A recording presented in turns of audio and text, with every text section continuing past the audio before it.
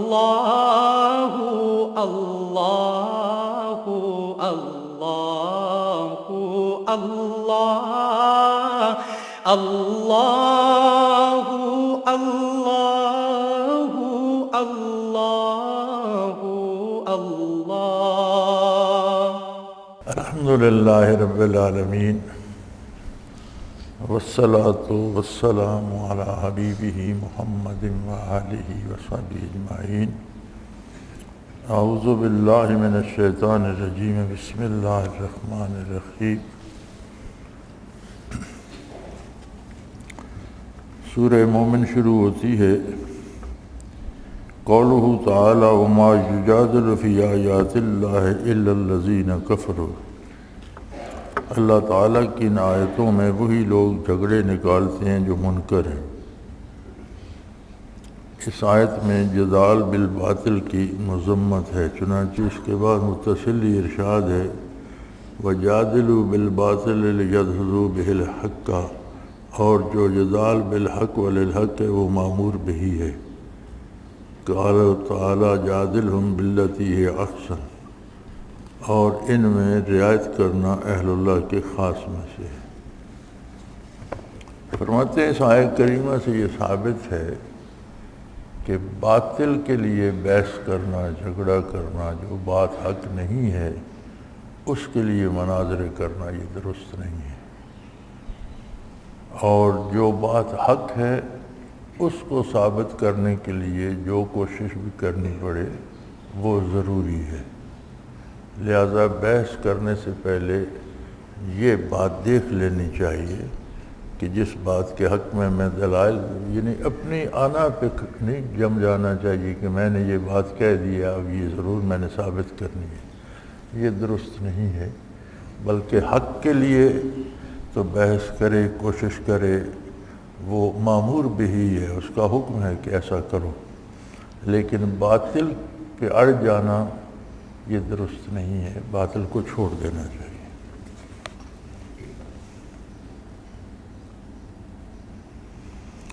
قولہ تعالی الذین یعملون العرش ومن حولہ یسبحون بحمد ربہم ویؤمنون بہ ویستغفرون للذین آمنوا۔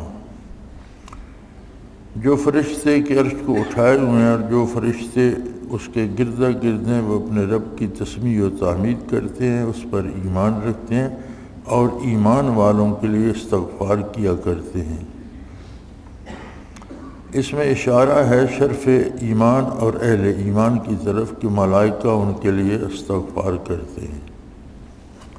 اس آیت کریمہ میں ایمان کی بزرگی اور عظمت بھی بیان ہوئی ہے اور ایمان والوں کی بھی، کہ وہ بستے تو زمین پر ہیں لیکن حاملین عرش اور ان کے گردا گرد جو فرشتے، انتہائی مقرب فرشتے جو ہیں وہ بھی ان کی بخشش کے لیے دعا کرتے ہیں۔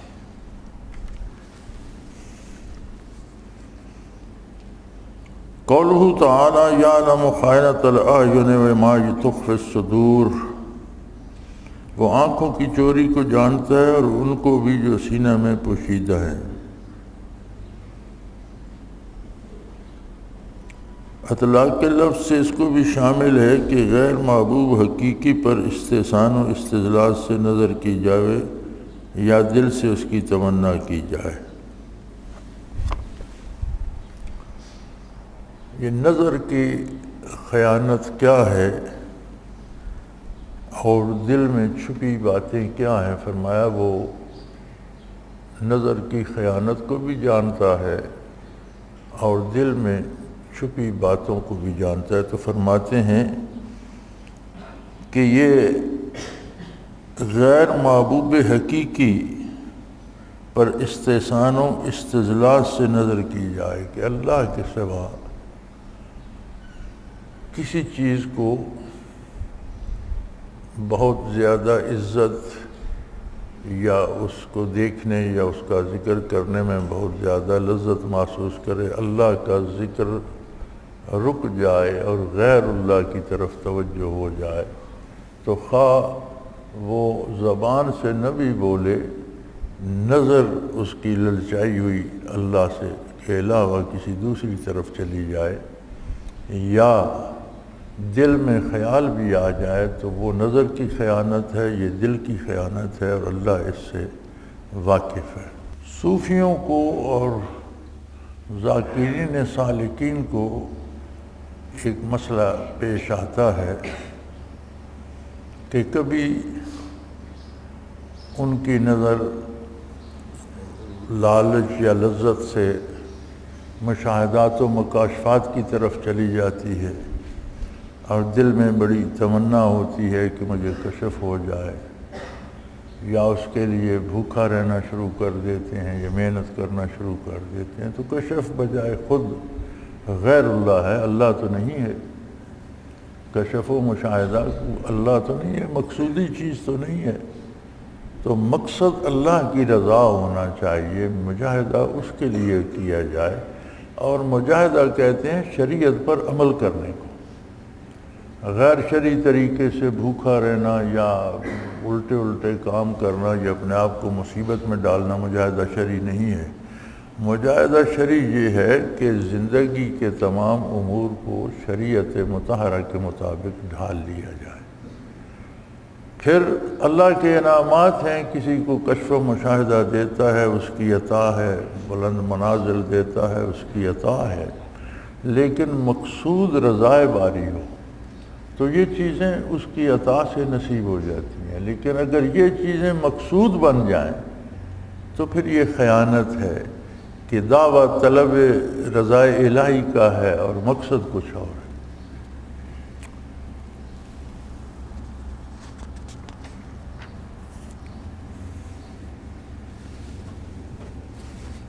قولہ تعالی وقال رجل مؤمن من آل فرعون یکتم ایمانہ، اور ایک مومن شخص نے جو فرعون کے خاندان سے تھے اپنا ایمان پوشیدہ رکھتے تھے۔ اس میں دلالت ہے کہ اہل باطل سے حق کا کتمان، جبکہ خوف سبب و خصوص جب اس میں سہولت ارشاد کی بھی مصلحت ہو کبھی نہیں۔ فرمایا اس میں دلالت ہے کہ اہل باطل سے اگر جان کا خوف ہو تو حق پر قائم رہے اور ان سے پوشیدہ رکھے تو کوئی حرج نہیں۔ جس طرح وہ مومن تھا اور موسیٰ علیہ السلام پر ایمان رکھتا تھا، لیکن فرعون کے خاندان سے تھا، تو فرعون سے اس نے بات کو چھپایا ہوا تھا کہ جان کا اندیشہ تھا۔ یہ درست نہیں ہے کہ اپنے عقیدے یا ایمان میں خلط ملط کر رہے، ایمان پہ قائم رہے اور وقتی طور پر مصلحت کے انداز سے اگر جان کا خطرہ ہے تو بات کو چھپا لے تو حرج نہیں۔ قولہ تعالی من یک کاذبا فعلیہ کذبہ، اگر وہ جھوٹا ہی ہو تو اس کا جھوٹ اس پر پڑے گا۔ اس میں دلالت ہے کہ کلام بقدر عقول مخاطبین کی مناسب ہے، ورنہ یہ شک واقع میں بھی اور کاتم کے نزدیک بھی غیر معتمد ہے۔ فرماتے ہیں کہ انہوں نے موسیٰ علیہ السلام کے بارے فرعونیوں سے کہا کہ اگر خدا نخواستہ یہ جھوٹ بول رہے ہیں تو اس جھوٹ کی سزا خود ان کو ملے گی۔ تو فرماتے ہیں کہ جس سے بات کی جائے اس کے عقل و فہم کا اندازہ کر کے اس کے مطابق بات کرنا چاہیے۔ تو انہوں نے دونوں طرح کی بات اس میں اس آیت کریمہ میں ارشاد فرمائی کہ خدا نخواستہ اگر یہ جھوٹے ہیں تو وہ جھوٹ ان پر پڑے گا، اس کی سزا انہیں ملے گی، لیکن اگر سچے ہوئے اور جن عذابوں کی بات کر رہے ہیں واقعی وہ آ گئے تو پھر تم لوگ کہاں جاؤ گے۔ تو فرماتے ہیں کہ اس میں اس بات پہ دلالت ہے کہ جس سے بات کر رہے ہیں اس کے عقل و فہم اور اس کی استعداد عقلی کا اندازہ کر کے اس کے مطابق بات کی جائے کہ اگلا سمجھ سکے۔ اب یہ نہیں کہ آپ موٹے موٹے الفاظ اور جملے استعمال کر کے اپنی علمی دھاک بٹھاتے رہیں اور جو سن رہا ہے اس کے پلے کچھ نہ پڑے کہ آپ نے کہا یہ درست نہیں ہے۔ ورنہ فرماتے ہیں اس کے نزدیک بھی یہ بات تو ممکن نہیں تھی، جسے وہ اللہ کا نبی مانتا ہے اسے جھوٹا تصور کرتا ہو، لیکن چونکہ فرعونی جھوٹا سمجھتے تھے تو اس نے وہ انداز اپنایا جو بات وہ سمجھ سکیں کہ خدا نخواستہ اگر یہ جھوٹ بول رہے ہیں تو اللہ پر بول رہے ہیں، اللہ ان سے نبٹ لے گے، اور اگر سچے ہوئے تو پھر تم کہاں جاؤ گے؟ تو وہ بات انہوں نے، حالانکہ وہ جانتے تھے کہ یہ سچے ہیں، لیکن انہوں نے بات انہیں سمجھانے کے لیے ان کے لیول پر کی۔ یہی ارشاد نبی علیہ الصلوۃ والسلام کا ہے کہ قولوا للناس علی قدر عقولہم، او کما قال رسول اللہ صلی اللہ علیہ وسلم، کہ لوگوں سے ان کے فہم و ادراک اور عقل کی سطح پر بات کی جائے۔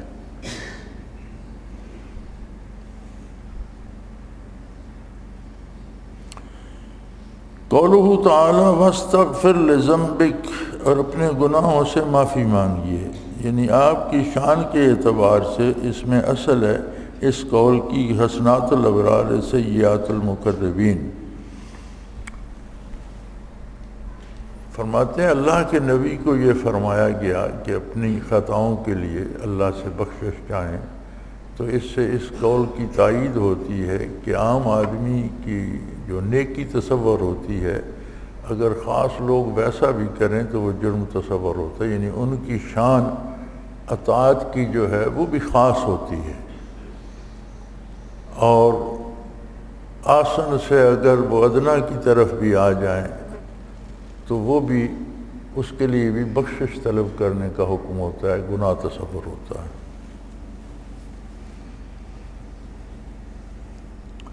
قولہ تعالی ادعونی استجب لکم ان الذین یستکبرون عن عبادتی، کہ مجھ کو پکارو میں تمہاری درخواست قبول کروں گا جو لوگ میری عبادت سے سرتابی کرتے ہیں۔ اس میں عبدیت کی فضیلت اور دعا کا منافی توکل اور رضا نہ ہونا مذکور ہے۔ فرماتے ہیں اس آیہ کریمہ میں دو باتیں ارشاد فرمائی ہیں۔ ادعونی استجب لکم،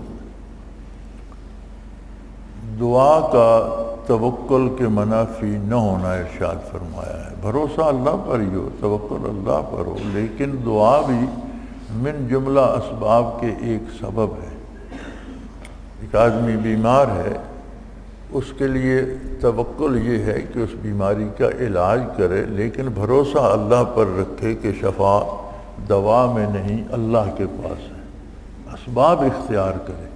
تو اسباب میں ہی ایک سبب دعا بھی ہے، دعا کرے اللہ کریم سے، پھر جو اللہ نے کرنا ہے ہونا تو وہ ہے، اس پہ راضی رہے جو اللہ کی طرف سے آئے، لیکن دعا کرنا توکل کے منافی نہیں۔ دوسری بات اس آیہ کریمہ سے یہ ثابت ہے کہ ان الذین یستکبرون عن عبادتی، جو لوگ میری عبادت سے سرتابی کرتے ہیں۔ فرماتے ہیں اس میں عبدیت کی فضیلت، یعنی سب سے اعلیٰ مقام بندے کے لیے عبدیت ہے، اللہ کا بندہ ہونا ہے۔ جیسے حضور کی شان میں فرمایا کہ عبدہ و رسولہ، اللہ کے محبوب رسول ہیں، امام الانبیاء ہیں، لیکن اللہ کے عبد ہیں۔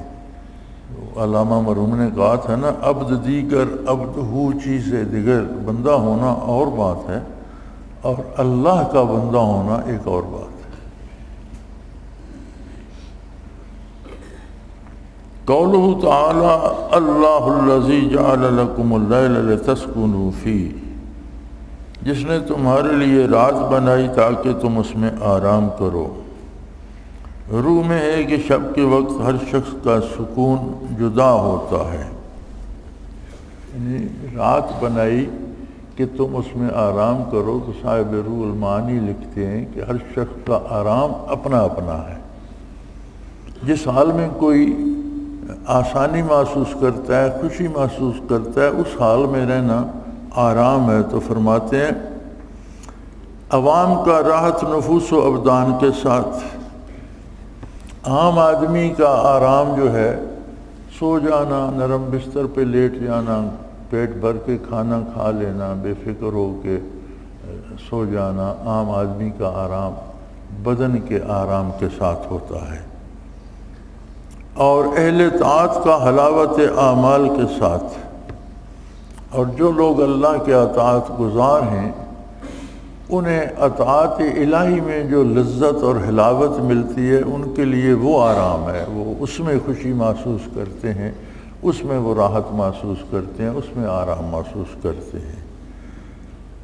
اور اہل محبت کا شوق محبوب کے ساتھ، اور جنہیں عشق الہی نصیب ہو جاتا ہے، طلب الہی بڑھ جاتی ہے، وہ وصال کے شوق میں آرام محسوس کرتے ہیں، خواہ ساری رات جاگتے رہیں، ذکر الہی میں لگے رہیں، وصال الہی کے لیے کوشاں رہیں، تو انہیں اس میں آرام ملتا ہے۔ تو رات آرام کے لیے ہے، لیکن ہر شخص کا آرام الگ الگ ہے۔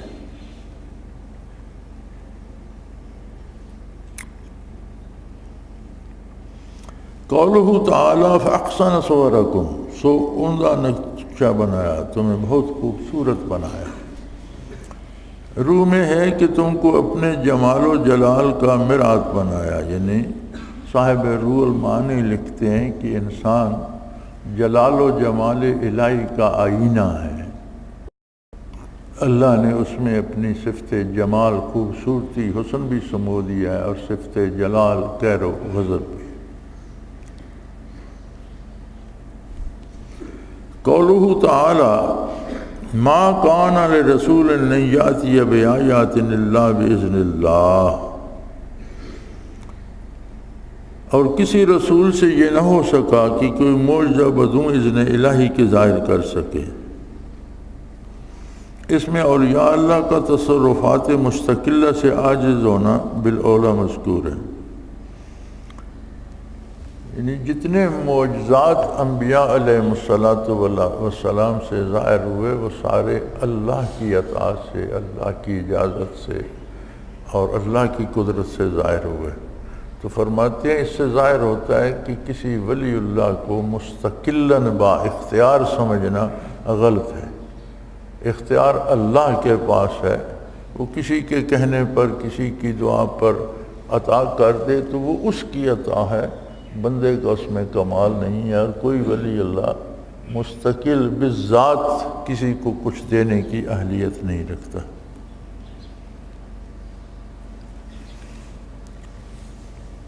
قولہ تعالی اللہ الذی جعل لکم الانعام الی قولہ تعملون، اللہ ہی ہے جس نے تمہارے لیے مواشی بنائے تاکہ ان میں سے بعض سے سواری لو۔ اس میں دلالت ہے کہ اسباب معیشت سے منتفع ہونا طریق میں نقص نہیں، جیسا کہ بعض متکشفین کا زوم ہے۔ فرماتے ہیں اس آیہ کریمہ میں یہ دلیل ہے کہ جو اسباب معیشت اللہ نے بنائے ہیں ان سے استفادہ کرنا دین کے یا سلوک کے یا تصوف کے خلاف نہیں ہے۔ بعض لوگ اس میں بڑی زیادتی کرتے ہیں۔ مجھے ایک دفعہ اتفاق ہوا، ہمارے ایک تبلیغی جماعت کے ساتھی تھے بزرگ عمر رسیدہ، وہ یہاں بچھال کالج میں آ کر پرنسپل لگے۔ تو ایک دن وہ مجھ سے ملاقات کے لیے منارہ آئے۔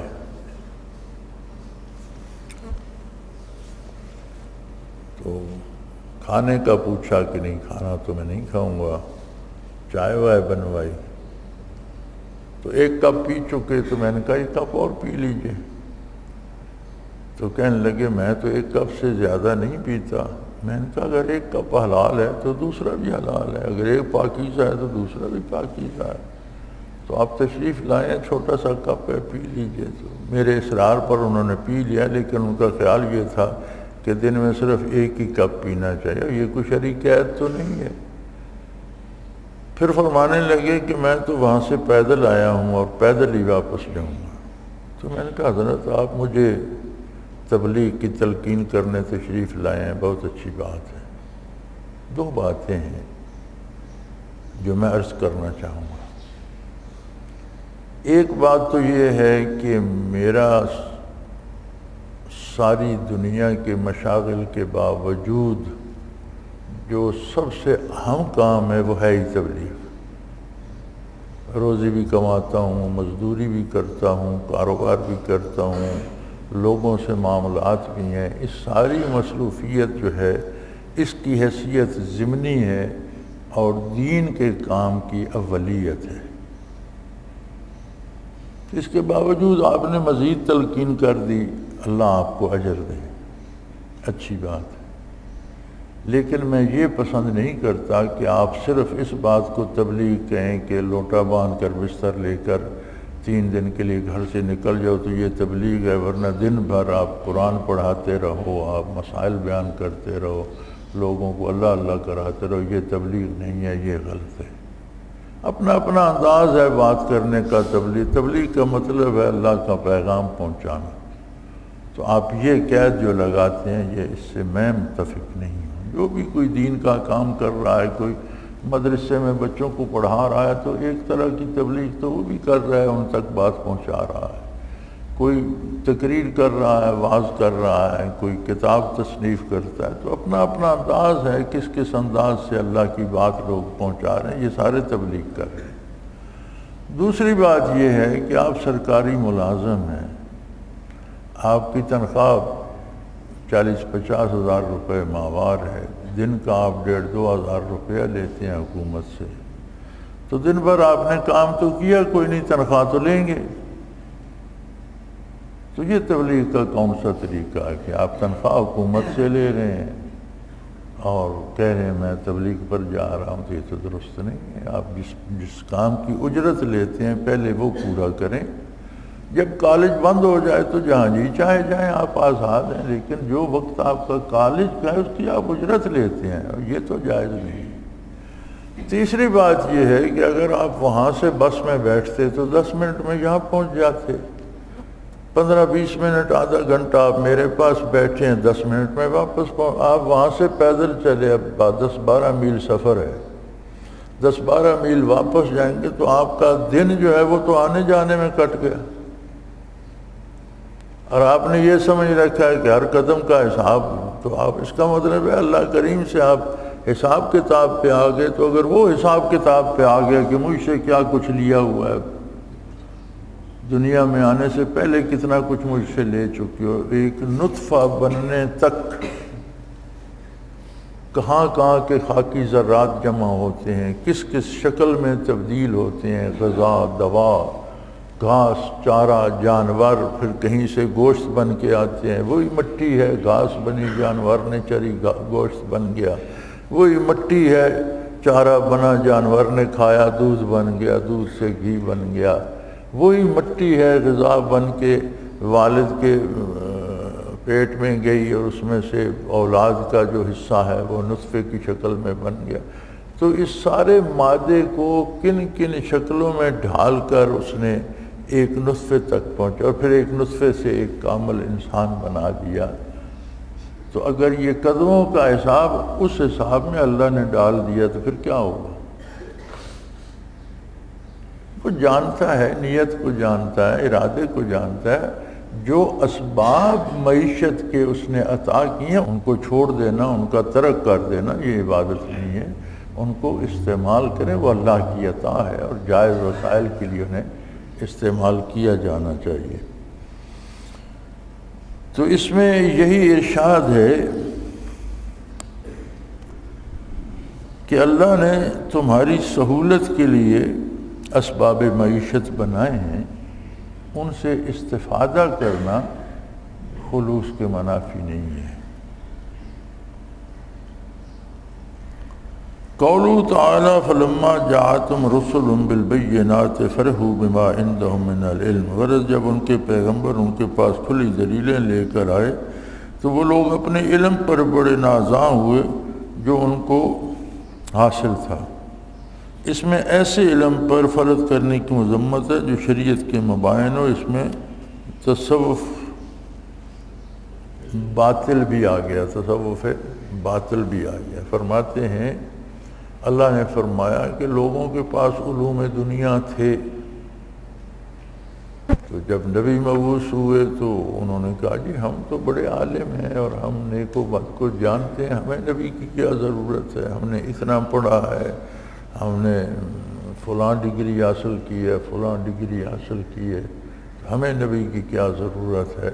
اور اسی زوم باطل میں وہ مارے گئے۔ اور یہ بڑی عجیب بات ہے، یہ سوال کئی دفعہ مجھ پر بھی ہوا کہ جی قادیانی کذاب ہے، لیکن بڑے بڑے پڑھے لکھے لوگ جو ہیں وہ اس کے پیچھے چل رہے ہیں۔ وہ بڑے بڑے پڑھے لکھے کون لوگ ہیں؟ دین سے ناواقف، علوم دنیا جاننے والے۔ اب نبی کی شان کیا ہے، نبی کے لیے قرآن نے معیار کیا دیا ہے، تکمیل نبوت کیا ہے، حضور کے بعد کوئی نبی ہو سکتا ہے یا نہیں، یہ سارا تو آپ اراضی پڑھتے رہیں، تاریخ پڑھتے رہیں، سائنس پڑھتے رہیں، اس میں تو نہیں آتا۔ تو کوئی بہت پڑھا لکھا بھی ہے تو دین کے اعتبار سے تو ان پڑھ ہے جب تک دین کو نہیں پڑھتا۔ ایک بہت بڑا پڑھا لکھا عالم ہے لیکن اسے اگر ڈرائیونگ نہیں آتی تو علم کے زور سے وہ گاڑی نہیں چلا سکے گا۔ گاڑی چلانے کے لیے گاڑی کا چلانا سیکھنا پڑے گا۔ تو ہر شعبے کا اپنا علم ہوتا ہے، تو دین کا علم جس کے پاس ہو اسے تو اطاعت کرنا پڑتی ہے۔ اور فرماتے ہیں اسی میں تصوف باطل بھی آ گئے، یعنی جن لوگوں کو واقعی تصوف کی ابجد بھی نہیں آتی اور صوفی بنے بیٹھے ہیں، خود بھی گمراہ ہیں، لوگوں کو بھی گمراہ کرتے ہیں، جب آتا جاتا کچھ نہیں تو پھر رسومات ایجاد کرتے رہتے ہیں، یہ کر لو وہ کر لو، ڈھول باجے بجاؤ، قوالیاں گاؤ اور جھومو اور اچھلو کودو، تو اس طرح کی باتیں کرتے رہتے ہیں۔ تو اس کا ابطال بھی آ گیا کہ شریعت کے باہر جو علم ہے وہ علم نہیں ہے۔ علم شریعت ہے، اور شریعت کے تابع زندگی گزارنے کے لیے معاملات دنیا کو جاننا یہ بھی علم ہے۔ العلم علمان، علم الادیان و علم الابدان، او کما قال رسول اللہ صلی اللہ علیہ وسلم کی علم، العلم یعنی کل علم جو ہے، سارا علم جو ہے اس کے دو حصے ہیں۔ پہلا حصہ ہے علم الادیان، دین کو سمجھنا، اسے انگریزی میں کہتے ہیں نارمیٹو سائنسز، ایمان، عقیدہ، اخلاق، عبادت، اس کے اصول و قوانین، عقیدہ، ایمان، عبادت، یہ کیا ہے؟ نارمیٹو سائنسز ہیں، علم الادیان، دین کو جاننا۔ دوسرا حصہ ہے علم الابدان، اسے کہتے ہیں فزیکل سائنسز، مجسم چیزوں کے استعمال کو سمجھنا، بدن کو سمجھنا، بدن کی ضروریات کو سمجھنا، لیکن اس کی حیثیت ثانوی ہے، یہ آدھا علم ہے۔ دونوں علم آنے چاہیے تب پورا علم ہوتا ہے۔ ہماری ایک مصیبت یہ بھی ہے کہ ہمارے حضرات علماء، اللہ ان پر رحم فرمائے، دینی علوم حاصل کرتے ہیں لیکن دنیاوی علوم کی طرف توجہ کم فرماتے ہیں۔ اب ایک رجحان ہو گیا ہے کہ دینی علوم کے ساتھ دنیا کے علوم بھی حاصل کیے جائیں، اور کامل علم اسی شخص کے پاس ہوگا جو دین کو جانتا ہو اور دین کو دنیاوی ضرورتوں پر منطبق کرنا بھی جانتا ہو۔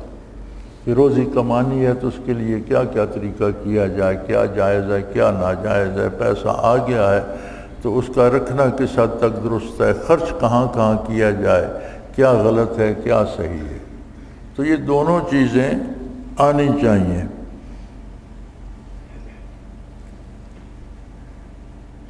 تو فرمایا جن لوگوں کو دین کا علم ہو اور اس کے تابع دنیا کی معرفت بھی ہو وہ تو درست ہے، اور جو لوگ دین سے نابلد ہوں اور محض دنیا کی علوم میں مہارت رکھتے ہوں، حرام حلال جائز ناجائز سے بے بلد ہوں اور صرف پیٹ بھرنے اور صحت مند رہنے اور خوش باش رہنے پہ ہوں، تو ان کے علم کی کوئی حیثیت نہیں، لیکن وہ علم بھی انہیں نبی سے فائدہ حاصل کرنے سے رکاوٹ بن گیا۔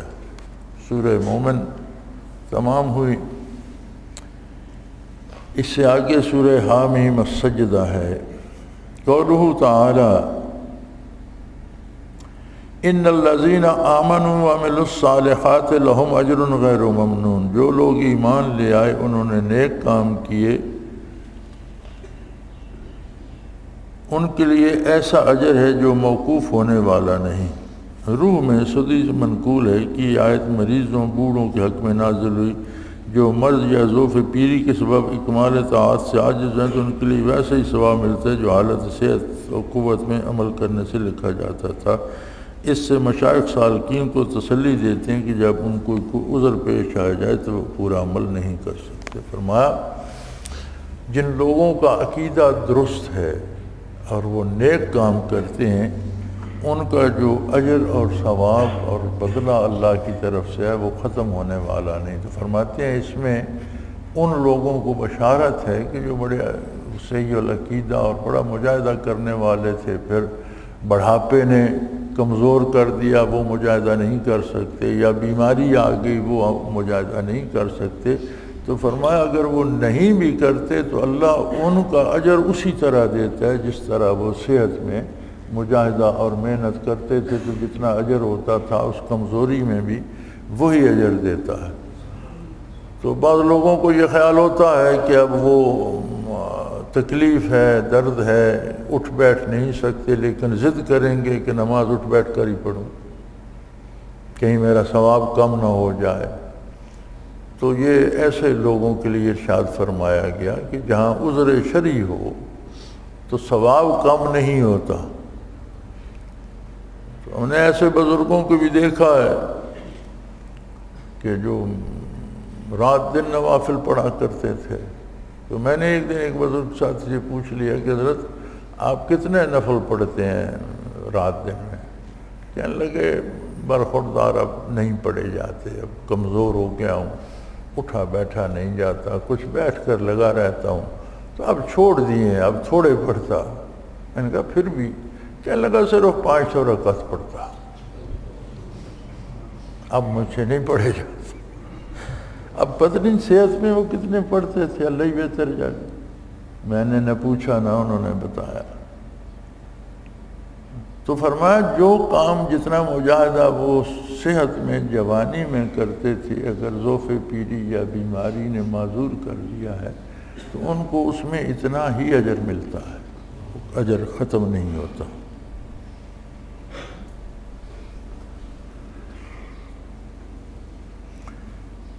قولہ تعالیٰ قال تعاطینا تعین، دونوں نے عرض کیا کہ ہم خوشی سے حاضر ہیں، اس میں جمادات کے لیے ادراک کا اثبات ہے کیونکہ تو ادراک پر موقوف ہے۔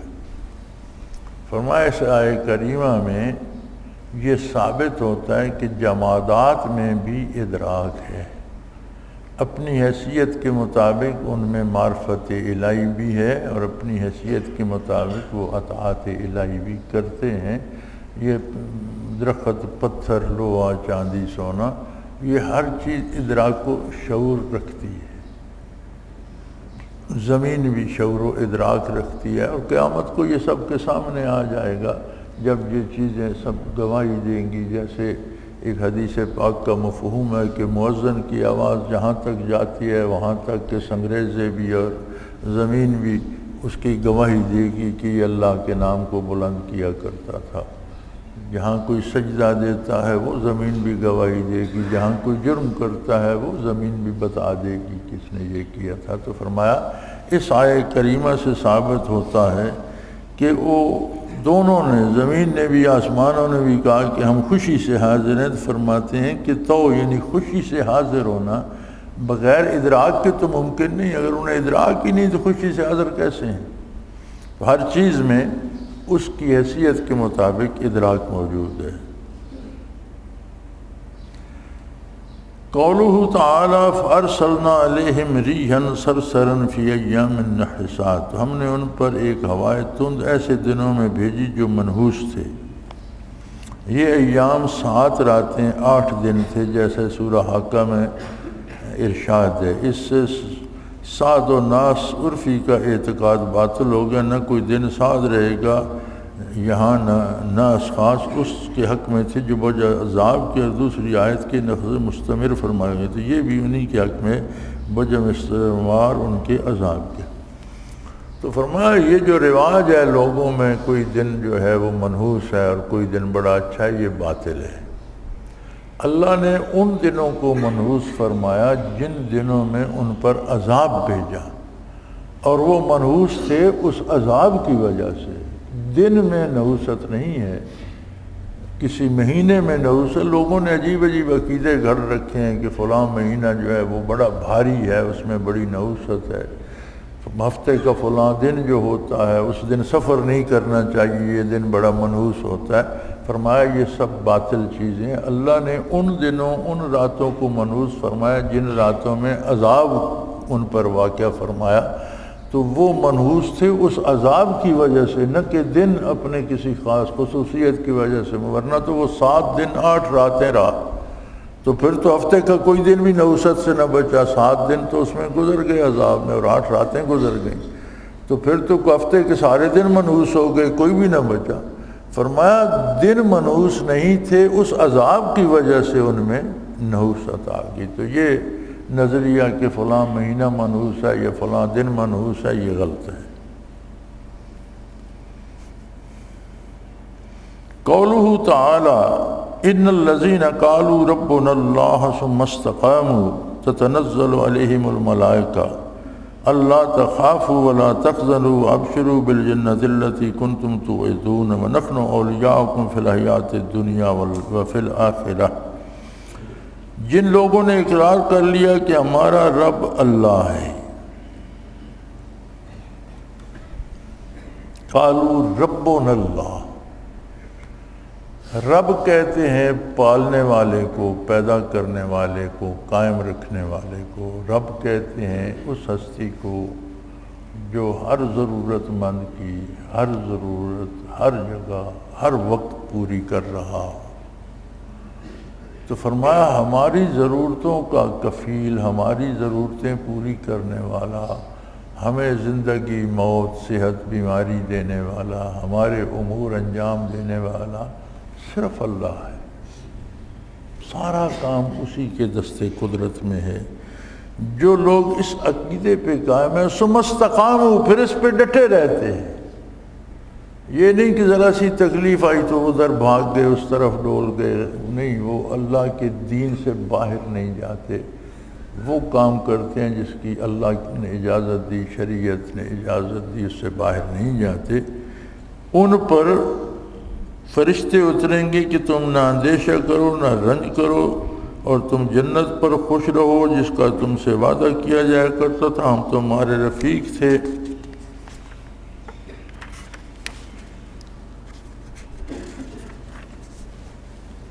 دینوی زندگی میں اور آخرت میں بھی رہیں گے۔ اطلاق کے الفاظ سے آیت اس کو بھی شامل ہے کہ اوقات امتحان ظاہری یا باطنی میں ملائکہ ان پر سکینہ و برکات فائز کرتے ہیں، اور قول کا اطلاق بالمشافہ کو بھی شامل ہے، اور اس تقدیر پر ملائکہ کلام غیر نبی سے بھی ثابت ہوتا ہے، اور استقامت سے اپنے اطلاق سے تمام مرابط استقامت کو شامل ہے۔ فرمایا اس میں کئی چیزیں ثابت ہوتی ہیں کہ اہل اللہ پر اگر مصیبت ظاہری یا باطنی امتحان کوئی آ جائے تو فرشتے ان کی مدد کو حاضر ہوتے ہیں اور ان پر سکون قلب اور اطمینان اور برکات کے نزول کا سبب بنتے ہیں۔ دوسرا فرمایا اطلاق کلام بالمشافہ کو بھی شامل ہے، یعنی فرشتے اس بندے سے بات کر رہے ہیں، اس کا مطلب ہے فرمایا اس تقدیر پر ملائکہ کلام غیر نبی سے بھی ثابت ہوتا ہے۔ اس سے ثابت ہوتا ہے کہ فرشتوں سے کلام غیر نبی کو بھی نصیب ہو جاتا ہے۔ وہی ہونا اور بات ہے، اور محض کسی فرشتے سے بات ہونا اور بات ہے کہ یہ غیر نبی کو بھی ہو سکتا ہے۔ اور استقامت کا جو فرمایا گیا تو استقامت ہر شخص کی اپنے اپنی حیثیت کے مطابق ہوگی، لہذا یہ اس کے ادنیٰ درجے سے لے کر اعلیٰ درجے تک سب کو شامل ہے کہ وہ اپنی حیثیت کے مطابق اس پر استقامت رکھے۔ قولہ تعالی ومن احسن قولا ممن دعا الی اللہ وعمل صالحا، اور اس سے بہتر کس کی بات ہو سکتی ہے جو اللہ کی طرف بلائے اور نیک عمل کرے۔ جملہ عمل صالحہ میں اس طرف اشارہ ہے کہ داعی الی اللہ اور شیخ کو خود بھی عامل ہونا چاہیے، ورنہ اس کی تعلیم میں برکت نہیں ہوتی۔ فرمایا اس سے اچھی بات کیا ہو سکتی ہے ممن دعا الی اللہ کہ جو اللہ کی طرف دعوت دے، یہ بہت اچھی بات ہے، لیکن ساتھ یہ بھی ارشاد فرمایا کہ عمل صالحہ، اس کا اپنا کردار بھی نیک ہو، یعنی جس طرف دعوت دے رہا ہے اس طرف اس پر خود بھی عامل ہو، خود بھی اس پر عمل کرتا ہو، تب اس کی تعلیم میں برکات ہوں گی۔ اور اگر وہ خود اس پر عمل نہیں کرتا، تقریریں جھاڑتا رہتا ہے، تو لوگ بڑی بڑی لفاظی، بڑے بڑے الفاظ جمع کرتے ہیں، فکرے جمع، میں نے ایسے لوگ بھی دیکھے ہیں، وہ جب کسی کو خط لکھتے ہیں تو لکھ کر رکھ دیتے ہیں کہ یہ رف کاپی ہے، پھر ایک دو دن بعد اس کو پھر دیکھتے ہیں، پھر اس میں الفاظ کاٹتے جمع کرتے ہیں، پھر رکھ دیتے ہیں، پھر ایک آدھ دن بعد پھر اسے دیکھتے ہیں، وہ بڑا خوبصورت مضمون بنا کے تب ایک خط لکھتے ہیں۔ تقریریں کرنا ہوتی ہیں تو دو دو تین تین راتیں بیٹھ کر لکھتے رہتے ہیں، پھر جملے درست کرتے ہیں، پھر الفاظ چنتے ہیں، پھر وہ بڑی لچھے دار تقریریں بنتی ہیں، خود ان پہ عمل نہیں کرتے، تو لوگ بھی واہ واہ کر کے اٹھ جاتے ہیں کہ بہت بڑے جملے کہے، بہت بڑا شعر کہہ دیا، بہت بڑی عبارت پڑھ دی، اثر لوگوں پہ بھی نہیں ہوتا۔ تو فرمایا جو دعوت اللہ دے یہ سب سے اچھا کام ہے، لیکن اس میں برکت کے لیے اور اگلے کو فائدہ تب ہوتا ہے کہ جب دعوت دینے والا خود بھی اس پر عامل ہو اور آپ بھی اللہ کی رضا کے لیے مجاہدہ کرتا ہو۔ تو فرماتے ہیں خصوصاً جن لوگوں کو اللہ شیخ ہونے کا مرتبہ دے دیتا ہے، ان کو چاہیے کہ جو باتیں لوگوں سے کہتے ہیں ان پر خود بھی عمل پیرا ہو۔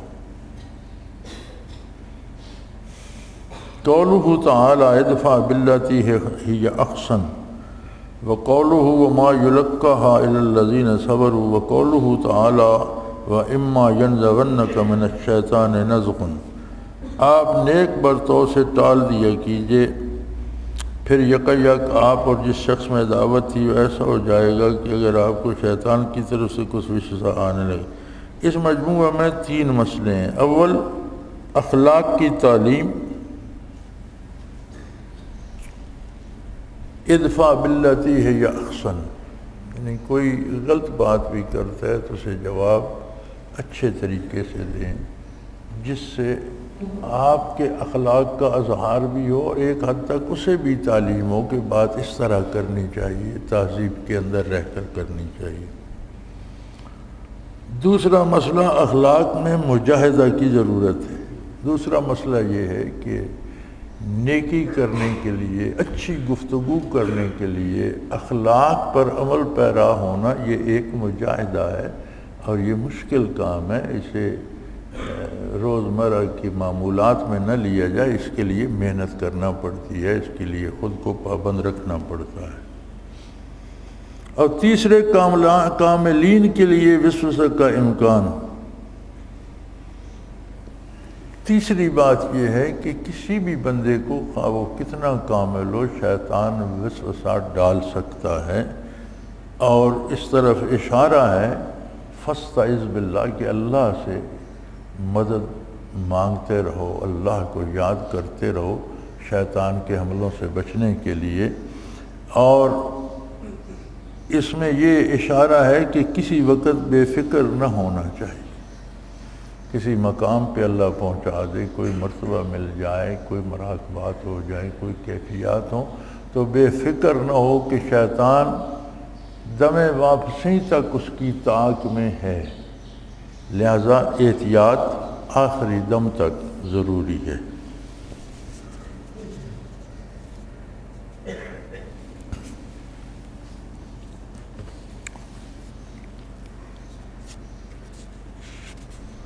سورہ حامیم سجدہ تمام ہوئی، آگے سورہ شورا ہے۔ قولہ تعالی اللہ یجتبی الیہ من یشاء ویہدی الیہ من ینیب، اللہ اپنی طرف جس کو چاہے کھینچ لیتا ہے، جو شخص رجوع کرے اسے اپنے تک رسائی دے دیتا ہے۔ روح میں ہے کہ اس میں اشارہ ہے کہ جذب و سلوک کی طرف، اور وجہ یہ کہ معنی جذب کے ہیں اور ہدایت کے معنی سالک کو ارادہ طریق کے۔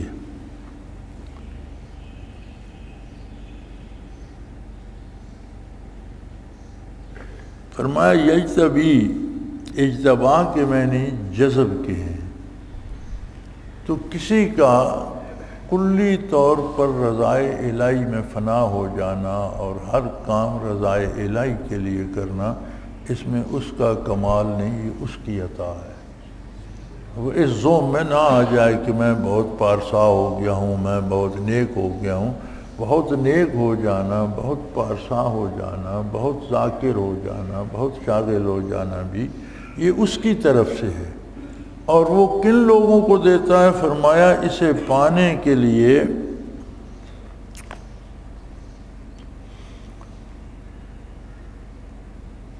یادی الیہ من ینیب، جو دل کی گہرائی سے یہ فیصلہ کر لیتا ہے کہ مجھے اللہ کی رضا کو پانا ہے، اسے وسائل اور ذرائع دے دیتا ہے، اسے ہدایت دے دیتا ہے، اسے اسباب بنا دیتا ہے۔ بعض مفسرین نے اس میں یہ تفسیر بھی لکھی ہے، یہدی الیہ من ینیب، جس کے دل میں انابت پیدا ہوتی ہے اللہ اسے اپنی طرف راہ دکھا دیتا ہے۔ تو فرماتے ہیں اللہ ایسے اسباب پیدا کر دیتا ہے کہ ان کو ان لوگوں سے ملا دیتا ہے جو رضائے الہی کی خاطر مجاہدے کر رہے ہوتے ہیں۔ تو ایک طریقہ یہ بھی ہے کہ اس کے لیے ایسے اسباب بنا دیتا ہے کہ ان لوگوں سے ملا دیتا ہے اور وہ اپنی منزل کو پا لیتا ہے۔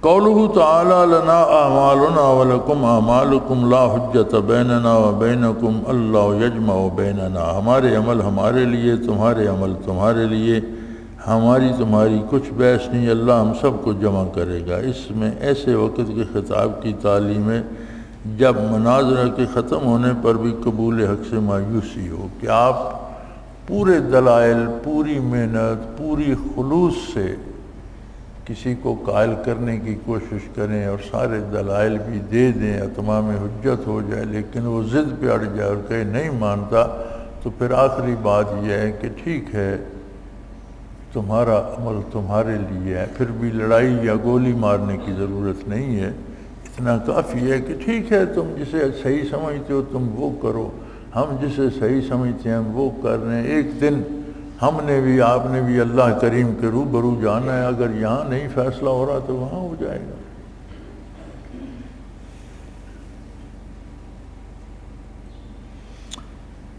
قولہ تعالی ام لہم شرکاء شرعوا لہم من الدین ما لم یأذن بہ اللہ، کیا ان کے کچھ شریک ہیں جنہوں نے ان کے لیے ایسا دین مقرر کر دیا جس کی اللہ نے اجازت نہیں دی؟ اس میں شرک و بدعت کا ابطال ہے۔ فرمایا دین وہی ہے جو رسول اللہ صلی اللہ علیہ وسلم نے پہنچا دیا، جس کی اساس قرآن ہے، جس کی شرح حضور صلی اللہ علیہ وسلم کے ارشادات اور حدیث کی ہے، جس کا عملی مظاہرہ صحابہ کرام کا عمل ہے کہ انہوں نے حضور سے قرآن کو سمجھا، حضور صلی اللہ علیہ وسلم کے سامنے عمل کیا اور حضور نے تصدیق فرمائی، قبول فرمایا کہ تم نے صحیح سمجھا اور صحیح عمل کیا۔ یہ دین ہے جو سلف صالحین سے، خلفائے راشدین سے، متقدمین سے جو چیز آ رہی ہے وہ دین ہے۔ اور راستے میں جو چیزیں ایجاد کر لی جاتی ہیں اور کہہ دیا جاتا ہے یہ بھی ثواب ہے، فرمایا اس میں بعض امور تو ایسے ہیں کہ وہ شرک تک پہنچا دیتے ہیں۔ مثلا لوگوں کو بتا دیا جاتا ہے کہ جناب فلاں دربار پہ جاؤ تو اولاد ہو جائے گی، فلاں جگہ جاؤ تو یہ ہو جائے گا۔ یہ تو اللہ کا کام ہے، اگر کسی بزرگ کے مزار پر جاتے ہیں تو اچھی بات ہے، اگر واقعی وہ ولی اللہ ہے تو برکات ہوں گی۔ اب ہمارے پاس یہ بھی کوئی سند نہیں کہ کون ولی اللہ ہے کون نہیں ہے، بے شمار نامعلوم قبریں ہیں جن کی کوئی تاریخ نہیں جانتا، بے شمار ایسی قبریں ہیں جہاں کوئی دفن ہی نہیں، کسی نے قبر بنا دی۔ تو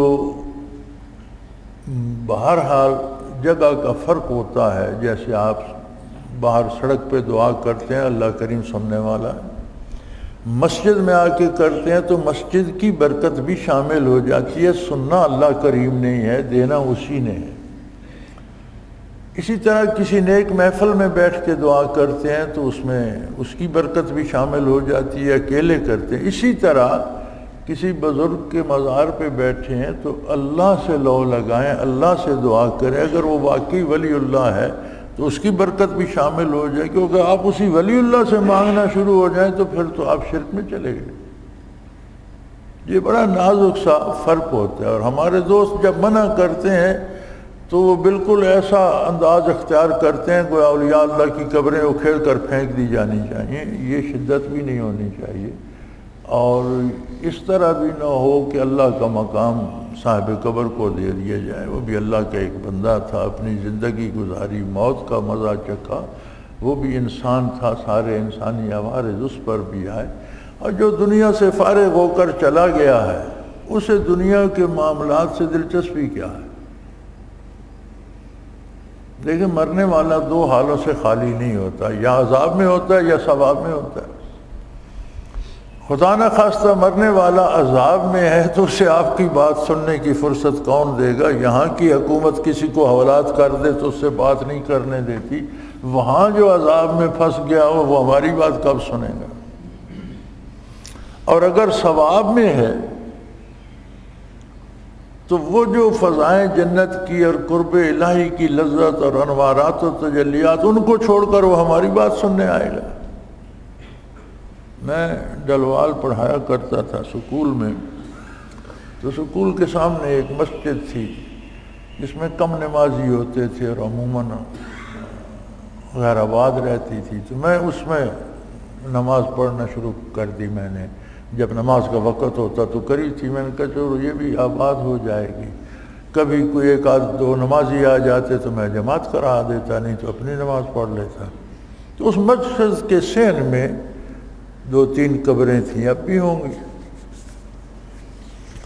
تو ان پر نماز پڑھتے یا نہ پڑھتے ان پر دیے رات کو ضرور جلاتے تھے۔ وہ بجلی کا زمانہ نہیں تھا، یا مٹی کی لالٹین یہ مٹی کے تیل کی ہوتی تھی، اور یا تارا میرا کے تیل کے دیے، تو وہ دیے جلاتے تھے۔ تو ان کا آپس میں جھگڑا ہو گیا، وہاں کچھ شدید قسم کے دیوبندی بھی ہیں ڈلوال میں، اور جو بریلوی ہیں وہ بھی بڑے شدید قسم کے، معتدل لوگ کم ہیں۔ تو وہ شدید بریلوی تھے، منع کرنے والے شدید دیوبندی تھے، انہوں نے کہا قبر ہی اکھیڑ دینی چاہیے تم روشنی۔ تو وہ جھگڑا لے کر میرے پاس آ گئے کہ قبر پر دیا جلانا چاہیے یا نہیں۔ میں نے کہا آرام سے بیٹھو اور مجھے بات سمجھاؤ، یہ جو میت ہے قبر میں اس کے بارے تمہاری کیا رائے ہے، کیا سمجھتے ہو؟ جی ولی اللہ ہے۔ اگر ولی اللہ ہے تو ظاہر ہے اس کی قبر پر انوارات الہی ہوں گے۔ جی بے شک۔ تو میں نے کہا پھر اسے آپ کے دیے کی کیا ضرورت ہے؟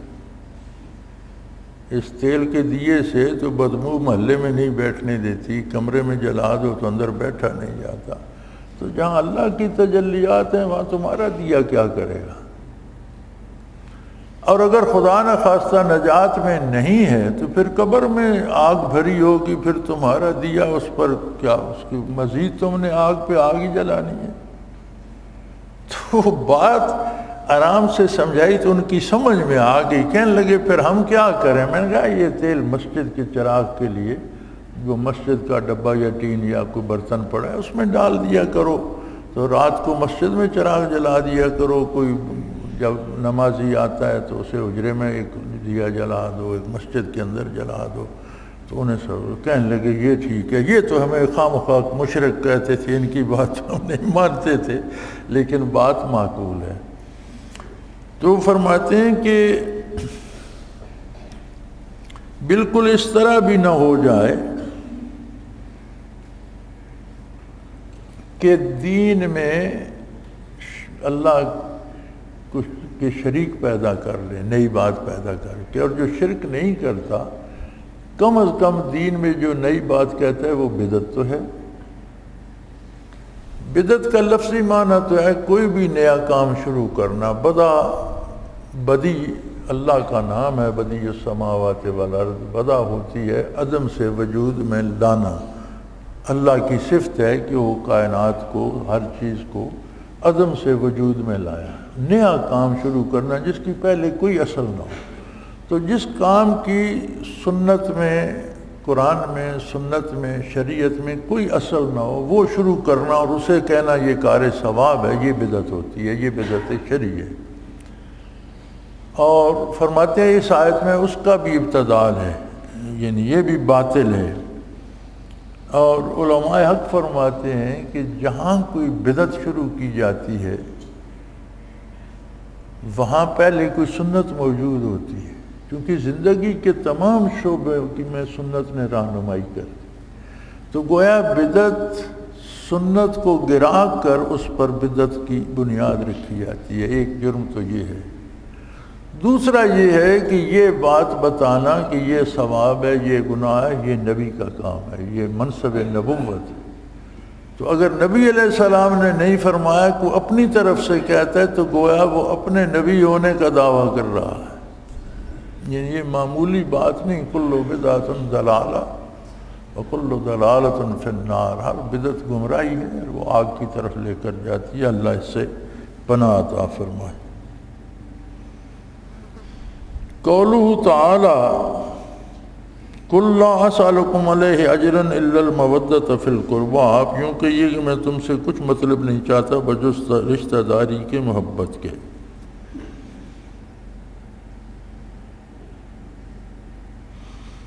روح میں ابن جبیر اور سدی اور عمر بن شعیب سے یہ تفسیر منقول ہے کہ میں تم سے صرف یہ درخواست کرتا ہوں کہ میرے اہل بیت اور اہل قرابت سے محبت کرو۔ تو اس میں دلالت ہوئی کہ من جملہ حقوق شیخ کے اس کے خاندان اور اقارب سے محبت کرنا بھی ہے، اور جب شیخ سے محبت ہوگی عادتاً لازم ہے کہ اس کے اقارب سے بھی ہوگی۔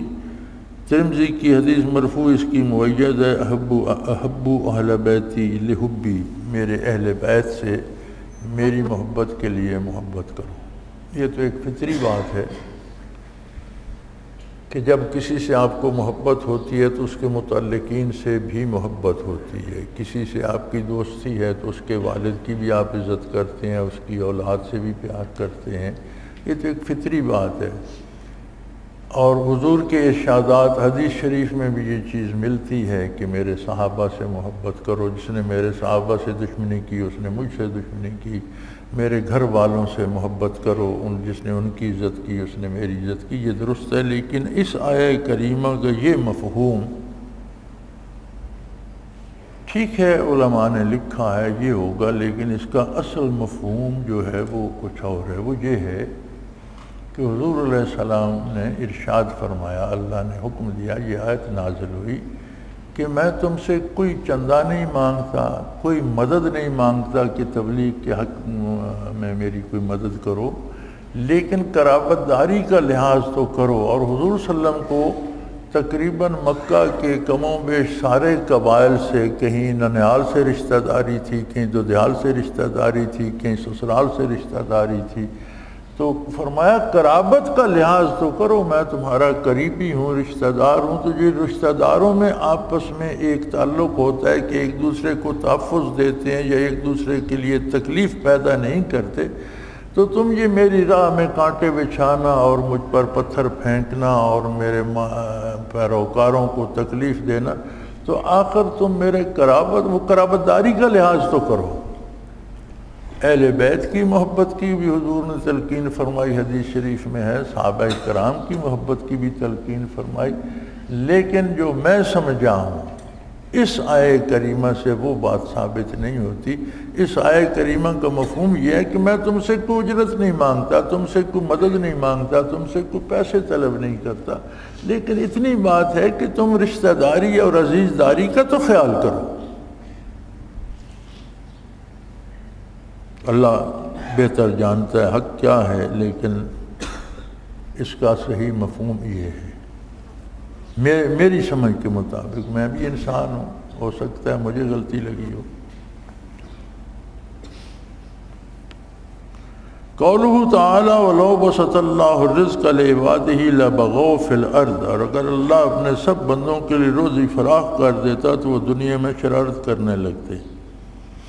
اسی طرح بست باطنی کے لیے بھی بعض کے لیے مضر ہوتا ہے تو اس کے نمونے سے نہ ہونے سے مغموم نہ ہو۔ فرماتے ہیں جس طرح اللہ نے فرمایا کہ دنیا میں سارے لوگوں کو میں امیری بنا دیتا تو دنیا کا نظام چلپٹ ہو جاتا، سب بغاوت کر جاتے، شرارتیں کرنے لگتے۔ اسی طرح کمالات باطنی جو نصیب ہوتے ہیں وہ بھی حسب استعداد ہوتے ہیں، اور اللہ بہتر جانتا ہے کہ کس کو کہاں رکھنا ہے۔ تو بندے کے ذمے مجاہدہ کرنا، حق پر قائم رہنا، یہ بڑا انعام ہے۔ اب اس کے آگے کیا مقام، کیا مراقبہ، کیا مرتبہ ملا، یہ اس کی اپنی تقسیم ہے، اس کے لیے فکر نہیں کرنی چاہیے۔ یہ فکر کرنی چاہیے کہ عمل پر کاربند رہے، استقامت علی الدین ہو، عقیدہ صحیح ہو، عمل صحیح ہو، اور مجاہدہ ہوتا رہے۔ قولہ تعالی وما اصابکم من مصیبت فبما کسبت ایدیکم، اور تم کو جو کچھ مصیبت پہنچتی ہے وہ تمہاری ہاتھوں کیے ہوئے کاموں سے ہے۔ اسی طرح مصیبت باطنی بھی مثل قبض کے کبھی گناہ کے سبب ہوتی ہے۔ روح میں ہے کہ اہل ذنوب کی ہے، اور غیر اہل ذنوب پر مصیبت رفع درجات کے لیے یا کسی اور حکمت کے لیے بھی آتی ہے۔ اسی طرح قبض بھی بعض مسائل باطنی کے لیے ہوتی ہے۔ فرماتے ہیں اسی طرح مصیبت باطنی یعنی قبض کا آ جانا، قبض سے مراد ہوتا ہے کہ وہ مشاہدات یا کیفیات یا جو انوارات کی لذت دل پہ محسوس، کسی وقت بندہ سمجھتا ہے دل خالی ہو گیا، کچھ بھی نہیں ہے، یا اگر مشاہدات تھے تو کسی وقت مشاہدہ رک جاتا ہے، کچھ سمجھ نہیں آتی۔ تو فرمایا بعض اوقات تو یہ اس لیے ہوتا ہے کہ بندے سے کوئی غلطی سرزد ہو جاتی ہے تو اس کی سزا کے طور پر بھی ہوتا ہے، اور بعض ایسے بھی ہوتا ہے کہ اس سے غلطی سرزد نہیں ہوتی لیکن اس کی اصلاح یا مزید ترقی کے لیے وہ تھوڑی سی مصیبت بھی اس کے لیے ضروری ہوتی ہے۔ دراصل جتنے اللہ کے انعامات ہیں اتنا مجاہدہ کوئی شخص کر نہیں سکتا، تو پھر انہیں مجاہدہ اضطراری، جو ہم خود محنت کرتے ہیں یہ مجاہدہ اختیاری ہے۔ جو اللہ کی طرف سے بیماری یا تکلیف یا دکھ ہے وہ مجاہدہ اضطراری بن جاتا ہے، اور اس میں بھی وہ خوب اللہ کو یاد کرتا ہے، تو ترقی درجات کے لیے بھی ہو جاتا ہے۔ بعض اوقات بعض مراقبات، بعض منازل قرب ایسے ہیں جن کے لیے مصیبت لازمی ہے، جیسے شہادت کے لیے قتل ہونا پڑتا ہے۔ اب شہادت ایک منزل ہے، ایک مقام ہے، ایک مرتبہ ہے، اس کو پانے کے لیے قتل ہونا پڑتا ہے۔ اسی طرح بعض مراقبات کی خصوصیات میں ہے کہ مصیبت آتی ہے، لہذا بندے کی جو نگاہ ہے وہ اس پر ہو کہ اس کا عقیدہ درست رہے، عمل درست رہے، اگلے کام اللہ کریم کے ہیں اس پر بھروسہ کریں۔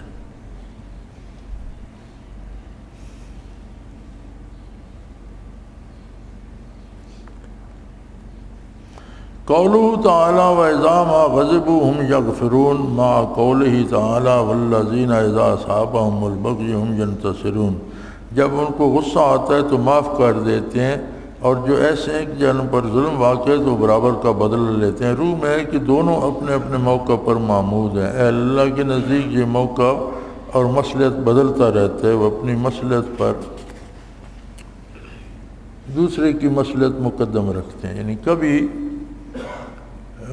کوئی زیادتی کر جائے تو اسے معاف کر دینا مصلحت ہوتی ہے، اس میں بہتری ہوتی ہے، اور کبھی معاف کر دینا مزید برائی کا سبب بنتا ہے، اور اگلے کو سزا دینا یا جتنی اس نے زیادتی کی ہے اس سے اتنا بدلہ لینا مصلحت بنتی ہے۔ یعنی کبھی یہ ہوتا ہے کہ ایک شخص نے زیادتی کی، اسے معاف کر دیا گیا تو وہ توبہ کر لیتا ہے، اس کی اصلاح ہو جاتی ہے۔ کبھی یہ ہوتا ہے کوئی ایسا بندہ ہوتا ہے کہ جب وہ زیادتی کرتا ہے تو اسے کچھ نہ کہا جائے تو اس سے بڑھ کر زیادتی کرتا ہے، گناہ پہ دلیر ہو جاتا ہے۔ تو فرمایا یہ موقع کی مناسبت سے دونوں مقبول ہیں، معمود ہیں دونوں صورتیں۔ اب یہ اللہ کے بندوں کو اللہ یہ بصیرت دے دیتا ہے کہ کہاں معاف کیا جائے، کہاں بدلہ دیا جائے۔ قولہ تعالی وما کان لبشر ان یکلمہ اللہ الا وحیا او من وراء حجاب اور یرسل رسولا فیوحی باذنہ ما یشاء، کسی بشر کی یہ شان نہیں کہ اللہ سے کلام کرے مگر یا تو الہام سے یا حجاب کے باہر سے، یا کسی فرشتے کو بھیج دے کہ وہ اللہ کے حکم سے جو اللہ کو منظور ہوتا ہے پیغام پہنچا دے۔ اس میں غیر انبیاء کے ساتھ اللہ کے کلام کی بعض اقسام کا اثبات ہے، اس کی مضبوط تقریر بیان القرآن میں ہے۔ فرمایا اس آیت سے یہ ثابت ہوتا ہے کہ غیر انبیاء کو بھی یہ شرف حاصل ہو جاتا ہے کہ جب اللہ کو منظور ہوتا ہے تو انہیں بھی بعض اقسام القاء الہام یا کسی فرشتے کے ذریعے دل میں بات ڈال دی گئی، یہ نعمتیں نصیب ہو جاتی ہیں۔ یہ بات اس سے ثابت ہوتی ہے۔ فرماتے ہیں اس کی تفصیل جو ہے وہ بیان القرآن میں میں نے بیان کر لی ہے۔ قولہ تعالی ما کنت تدری ما الکتاب ولا الایمان ولکن جعلناہ نورا، آپ کو نہ یہ خبر تھی کہ کتاب کیا ہے، نہ یہ خبر تھی کہ ایمان کیا ہے، لیکن ہم نے اس قرآن کو ایک نور بنایا۔ اس میں دلالت ہے کہ ہر کامل اپنی ذات میں کمالات سے عاری ہے، کمالات سب موہوب ہیں، اور جس کو حبہ کی قدرت ہے سلب کی بھی قدرت ہے، کسی کو اپنے کمال پر ناز نہ کرنا چاہیے۔ فرماتے ہیں کہ ہر کامل بھی اپنی ذات میں محض خالی پھولی ہے، کمالات موہوب ہیں، یعنی اللہ سے وہبی طور پر عطائی طور پر دیے جاتے ہیں، جتنے کمالات ہیں وہ اللہ کی عطا ہے۔ اور اصول یہ ہے کہ جو شخص ہبہ کر سکتا ہے، کوئی چیز انعام میں دے سکتا ہے، وہ واپس بھی لے سکتا ہے۔ تو موہوب چونکہ اللہ ہے، جو چیز انعام وابی طور پر ملتے ہیں دینے والا اللہ ہے، تو وہ دینے والا لے بھی سکتا ہے۔ لہذا کسی کو اپنے کمالات یا اپنے مراقبات یا اپنے مقامات پر ناز نہ ہونا چاہیے۔ بندے سارے خالی بندے ہی ہیں۔ کسی کو دنیا کی عظمت دے دی تو اس نے دے دی، جب چاہے لے سکتا ہے۔ اور ہمارے سامنے بڑے بڑے لیڈروں کے حال ہیں کہ بڑے بڑے طوفانی انسان تھے، ایک ایک بات پر ملک ہلا دیتے تھے، پھر بڑی بے بسی سے مارے گئے اور کسی نے پوچھا تک نہیں۔ اسی طرح کمالات باطنی میں جن لوگوں کو اعلیٰ مقامات اور کمالات عطا، ان کی ذات میں وہ کمال نہیں، ذات میں وہی ایک انسان ہی ہے، اس کی عطا ہے کہ اس نے دے دی، لہٰذا ہمہ وقت اس سے مغفرت اور اس کی یاد میں مصروف رہے، اس کا شکر ادا کرتا رہے، ان پہ ناز نہ کرے کہ جو دے سکتا ہے وہ لے بھی سکتا ہے۔ سورہ شورى تمام ہوئی۔ وآخر دعوانا ان الحمدللہ رب العالمین، الحمدللہ رب العالمین، والصلاة والسلام علی حبیبہ محمد وآلہ۔ اللہم ربنا لا تقتلنا بغضبک ولا تہلکنا بعذابک واعف عنا قبل ذلک۔ اللہم ربنا لا تسلط علینا من لا یرحمنا، انت ولینا فی سفرنا وحضرنا فی مالنا واہلنا، انت ولینا فی الدنیا والآخرہ، توفنا مسلمین والحقنا بالصالحین۔ اللہم انصر الاسلام والمسلمین۔ اللہم یا شافع الامراض یا دافع البلیات یا قاضی الحاجات اقضی حاجاتنا فإنک علی کل شیء قدیر۔ وصلی اللہ تعالی علی حبیبہ محمد وآلہ وصحبہ برحمتک۔ اللہ اللہ اللہ اللہ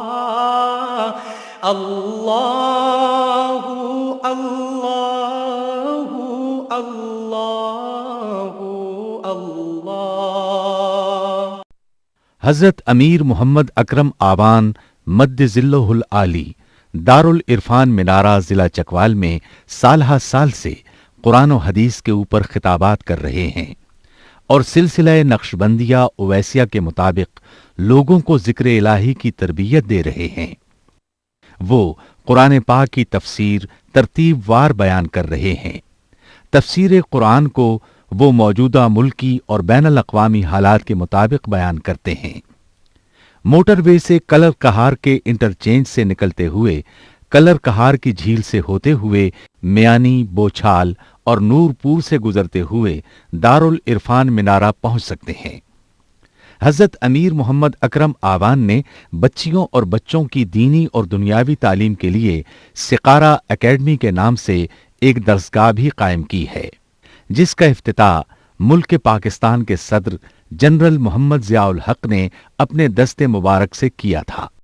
وہ तमाम अहबाब जो इस्लाम की तलब रखते हैं उनसे गुजारिश है कि दारुल इरफान मिनारा ज़िला चकवाल में अमीर मोहम्मद अकरम आवान साहब के खिताबात से मुस्तफ़ीद हों। वो हर जुमे को नमाज से पहले बयान फरमाते हैं। हर माह की पहली इतवार को माहाना इज्तिमा होता है जिसमें आप खुसूसी खिताब फरमाते हैं और पाकिस्तान के चारों सूबों से अहबाब इस इज्तिमा में शिरकत करते हैं।